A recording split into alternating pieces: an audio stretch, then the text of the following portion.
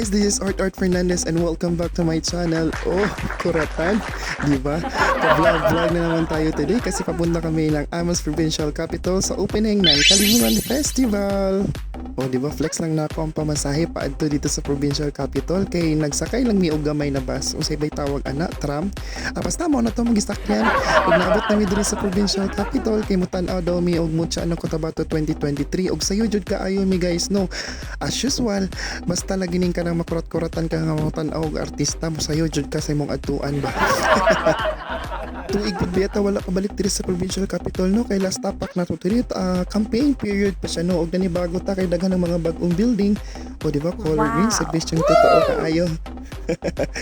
Og natay buko nga nakita fresh kalabi ba kawat.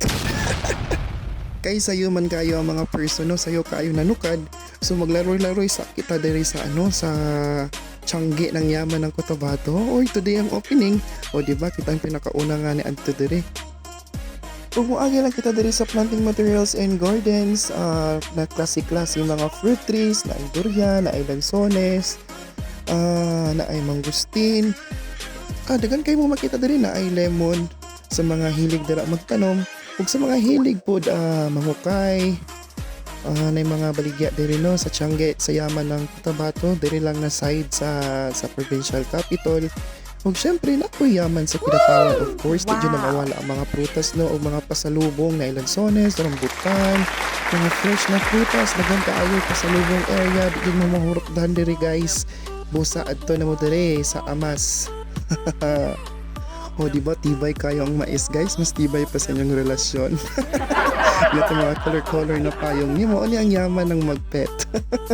Oy, yaman ng Kidapawan, insert usab kaya sa mga nabitin dira sa Timpopo Festival.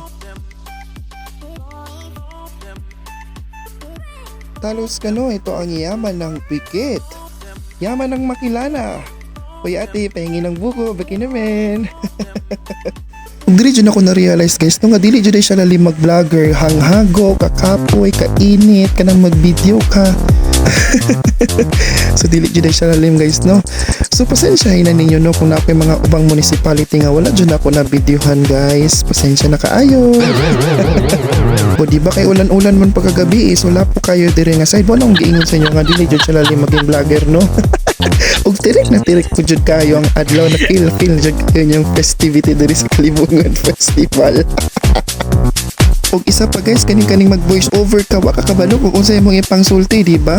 Samtang tirik jud kayo ang adlaw syempre singot ta pud kaayo mi kay gaina pa mi nagbaklay nangita pa jud mig CR o di ba sa mga moadtuay dari ayaw mo ka worry kay naay CR. O di ba? Tanawa ang person 49 yung pagkasinguta so ang ending magmerienda sa ta. By the way guys, salamat kayo sa inyong likes, comments, and shares sa akong inato nga vlog ha. Salamat jud kaayo. Og fast forward na kita kay mauna ni ang pila pasulod sa mutya ng Cotabato sa Provincial Gymnasium. Pasulod pa lang mi sa gym guys no, lingaw kaayo no kay porting daghanan yung Beckys diri sa North Cotabato. Ug samtang gawlat mi sa pageant guys, ing-ani jud kasaba, ing-ani ka hyper ang mga fans. So naglaing municipality no, grabe jud kalingaw gikan sa Pikit, Midsayap, Carmen, Mlang, porting pagkasaba guys.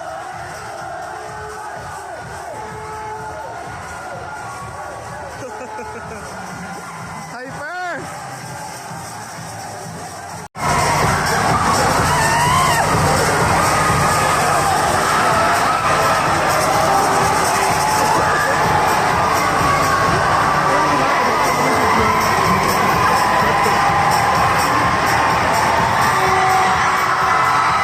Og ayan na guys, magsugod na no. Og diri jud ko nang wirlaki grabe jud ka wow ang stage sa this year mutya ng Cotabato 2023. Wala man lang jud tagitipid no. Grabe! Woo!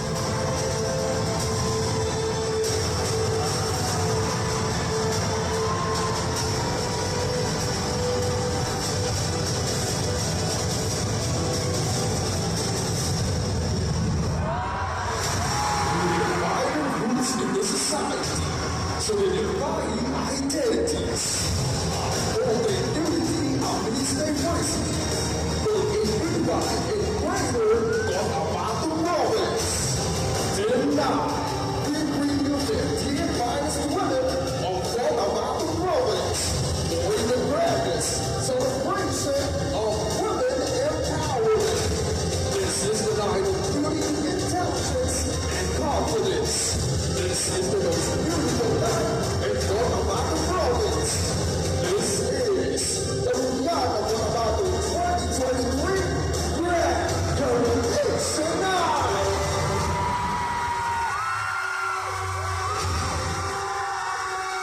O di ba guys, makawala ako kapoy kay sulit kayo ato ang gihulat, ato ang gipila, kay nice kayo ang production og stage sa Mutya na Cotabato this year. Congratulations sa nakadaog candidate number 10, and of course congratulations sa provincial government sa pangunguna ni Governor Lala Tolinio Mendoza and the rest of the team for the success of this Mutya ng Cotabato 2023. Og flex lang na ako si Miss Universe Philippines Michelle Marquez D and National Director Shansi Supsupli together with Governor Lala Tolinio Mendoza and sa nag-crown for this year's winner sa Mutya ng Cotabato 2023 og sa iyahang mga supporters, di ba? Ang saya-saya.